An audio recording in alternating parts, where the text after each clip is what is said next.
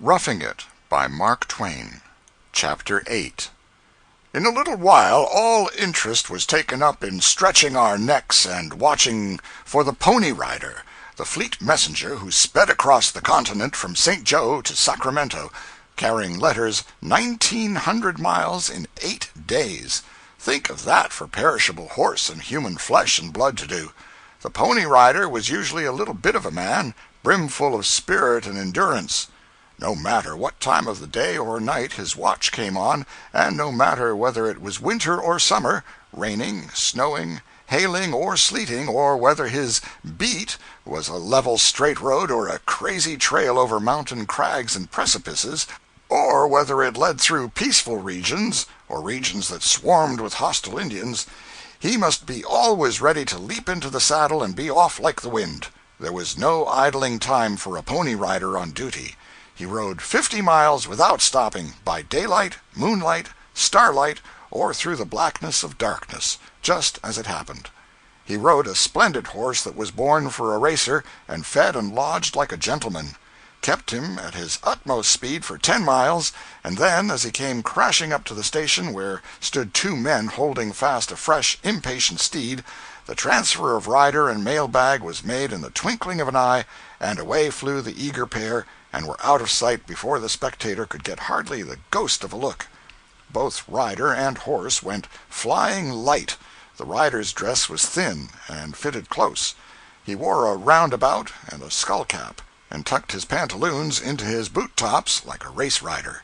He carried no arms, he carried nothing that was not absolutely necessary, for even the postage on his literary freight was worth $5 a letter. He got but little frivolous correspondence to carry. His bag had business letters in it mostly. His horse was stripped of all unnecessary weight, too. He wore a little wafer of a racing saddle and no visible blanket. He wore light shoes, or none at all. The little flat mail pockets strapped under the rider's thighs would each hold about the bulk of a child's primer. They held many an important business chapter and newspaper letter, but these were written on paper as airy and thin as gold leaf nearly, and thus bulk and weight were economized. The stagecoach traveled about 100 to 125 miles a day, 24 hours. The Pony Rider about 250. There were about 80 Pony Riders in the saddle all the time, night and day, stretching in a long, scattering procession from Missouri to California, 40 flying eastward and 40 toward the west, and among them making 400 gallant horses earn a stirring livelihood and see a deal of scenery every single day in the year. We had had a consuming desire from the beginning to see a Pony Rider, but somehow or other all that had passed us and all that met us managed to streak by in the night, and so we heard only a whiz and a hail, and the swift phantom of the desert was gone before we could get our heads out of the windows. But now we were expecting one along every moment, and would see him in broad daylight. Presently the driver exclaims, "Here he comes!" Every neck is stretched further, and every eye strained wider. Away across the endless dead level of the prairie a black speck appears against the sky, and it is plain that it moves. Well, I should think so. In a second or two it becomes a horse and a rider, rising and falling, sweeping toward us nearer and nearer, growing more and more distinct, more and more sharply defined, nearer and still nearer, and the flutter of the hoofs comes faintly to the ear.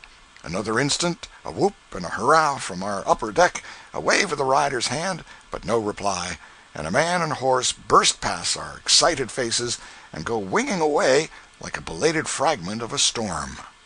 So sudden is it all, and so like a flash of unreal fancy, that but for the flake of white foam left quivering and perishing on a mail sack after the vision had flashed by and disappeared, we might have doubted whether we had seen any actual horse and man at all, maybe. We rattled through Scott's Bluffs Pass by and by. It was along here somewhere that we first came across genuine and unmistakable alkali water in the road, and we cordially hailed it as a first-class curiosity, and a thing to be mentioned with éclat in letters to the ignorant at home. This water gave the road a soapy appearance, and in many places the ground looked as if it had been whitewashed.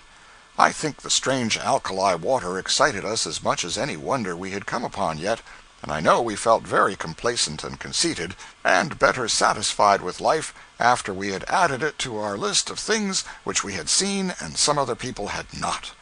In a small way, we were the same sort of simpletons as those who climb unnecessarily the perilous peaks of Mont Blanc and the Matterhorn, and derive no pleasure from it except the reflection that it isn't a common experience. But once in a while one of those parties trips and comes darting down the long mountain crags in a sitting posture, making the crusted snow smoke behind him, flitting from bench to bench, and from terrace to terrace, jarring the earth where he strikes, and still glancing and flitting on again, sticking an iceberg into himself every now and then, and tearing his clothes, snatching at things to save himself, taking hold of trees and fetching them along with him, roots and all, starting little rocks now and then big boulders, then acres of ice and snow and patches of forest, gathering and still gathering as he goes, adding and still adding to his massed and sweeping grandeur as he nears the 3,000-foot precipice, till at last he waves his hat magnificently and rides into eternity on the back of a raging and tossing avalanche. This is all very fine, but let us not be carried away by excitement, but ask calmly, how does this person feel about it in his cooler moments next day, with 6,000 or 7,000 feet of snow and stuff on top of him?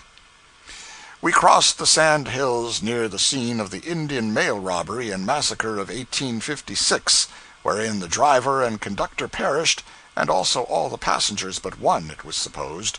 But this must have been a mistake, for at different times afterward, on the Pacific coast, I was personally acquainted with 133 or 4 people who were wounded during that massacre, and barely escaped with their lives. There was no doubt of the truth of it. I had it from their own lips. One of these parties told me that he kept coming across arrowheads in his system for nearly 7 years after the massacre, and another of them told me that he was struck so literally full of arrows that after the Indians were gone, and he could raise up and examine himself, he could not restrain his tears, for his clothes were completely ruined. The most trustworthy tradition avers, however, that only one man, a person named Babbitt, survived the massacre, and he was desperately wounded. He dragged himself on his hands and knee, for one leg was broken, to a station several miles away. He did it during portions of 2 nights, lying concealed one day and part of another, and for more than 40 hours suffering unimaginable anguish from hunger, thirst, and bodily pain. The Indians robbed the coach of everything it contained, including quite an amount of treasure. End of chapter 8.